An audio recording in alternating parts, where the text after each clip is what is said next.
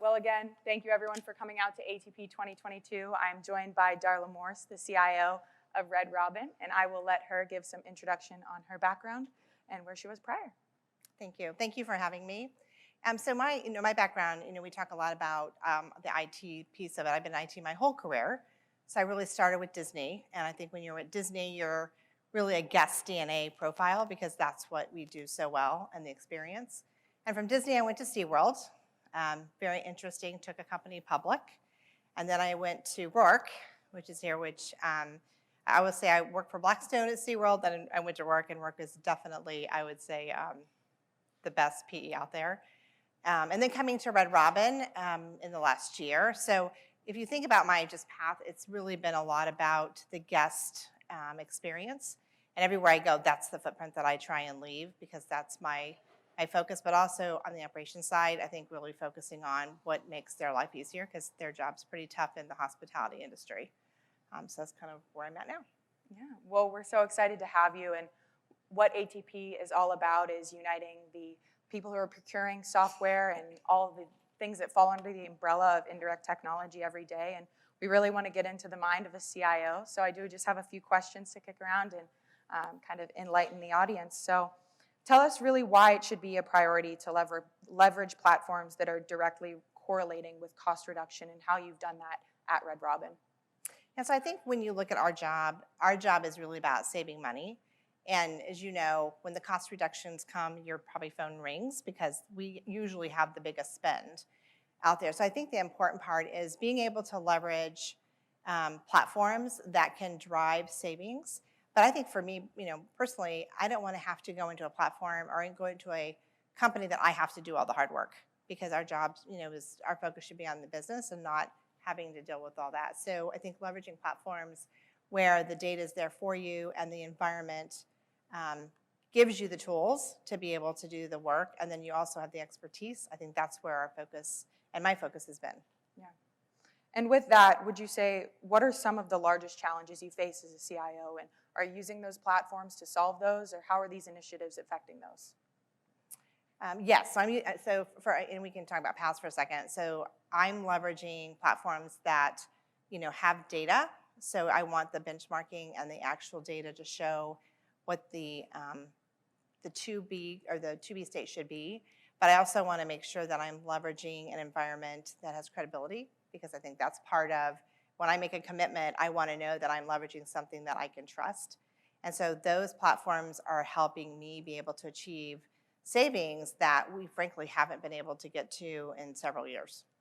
How long has it taken you to kind of feel or realize that hard dollar savings? Well, I would say we initially, when we started with PaaS, within probably 6 weeks, actually, I take that back, before we actually signed with PaaS, we did a test and we were actually able to bring money to the table immediately, which is what got my CFO excited because she was like, yeah, this is real money in the bank. So I'm all in, and from there, we've been able to do that in almost every contract that we've had. Yeah. So aside from savings, how are you measuring the value from platforms or initiatives you implement for spend reduction? Well, I measure it based on, what I was paying before, but also what is the value that will drive over time. So we talk about a lot about cloud, and I think one of the things people don't think through is the T's and C's in the cloud world are very different than an on-prem environment. But the contracts we all sit with have been there for years in some cases. So as you are moving to the cloud or you're moving to these new environments, you've got people who don't really understand what those T's and C's should be. And so as you're negotiating with these new contracts, you need somebody who has that knowledge. And I think so the value that these, just the platform brings, but also the expertise behind it is driving future value as well as price holds, as well as, 1 or 2 or 3 year return updates that you can do or upgrades you can do over time that will, you talk 5 to 7 years, you can, bring value back into your budget. Very nice.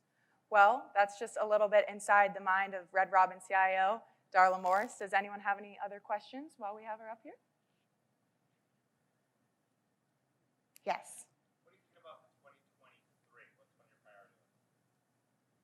So 2023, I believe, has to be a world of automation, and I think we all have to figure out how AI and machine learning is going to play a real significant role in the environment. But I also think robotics.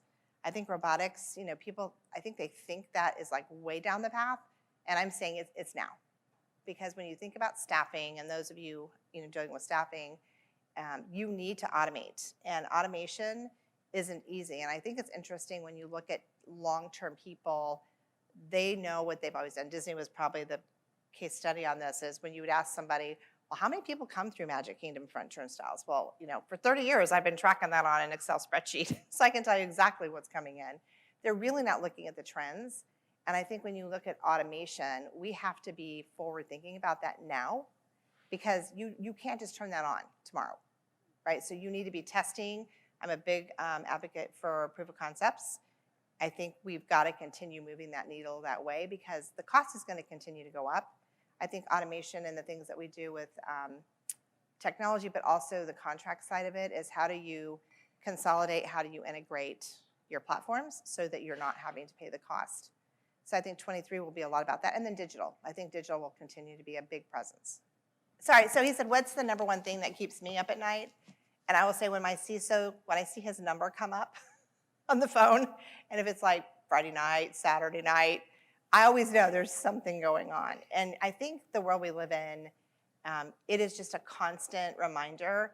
And it's interesting, as a board discussion, that's their biggest fear, because they're accountable. Like, board members today are accountable. So when there's a problem, they can be sued, they have liability. So it is a really big dialogue. I present at our board every 90 days about where we are, what we're seeing, and have a conversation like our CISO does, external factors. He does what's happened, like what's the breaches. Kronos, if anybody uses that, they probably know about the Kronos one. But they're really business impacting. And I think for security, my job is, and I've lived through a breach. It's not fun. So I think that would be my biggest concern. So the question is, do we change how we measure performance as inflationary continues to morph? I think there's a couple things with that. I think how we manage our business, there's so many other factors now coming in. So supply chain, we talk a lot about that, and just the cost that is just unmeasurable. You don't know where they're going to go.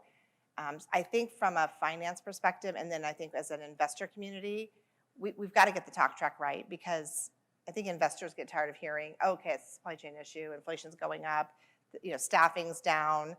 It's almost like the norm now. It's like they don't even want to hear about that. It's like that's just norm. So how are you gonna account for it?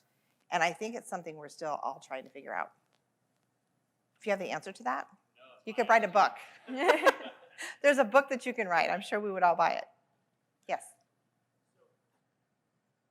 Well, I will just tell you one that comes to mind when he said, so the question is, how do I measure pass against other services I've had in the past?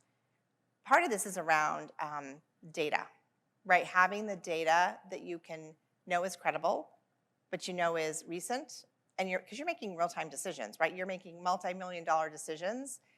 And I've used the Gartner group for many of my jobs.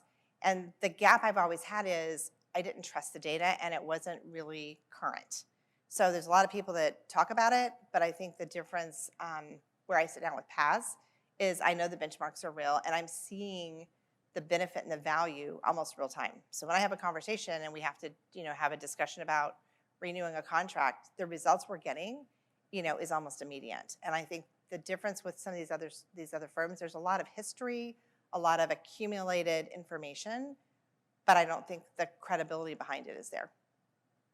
And I think in our world we have to have that. We've got to be able to hang that on the nail, because that's what our CFO is looking for.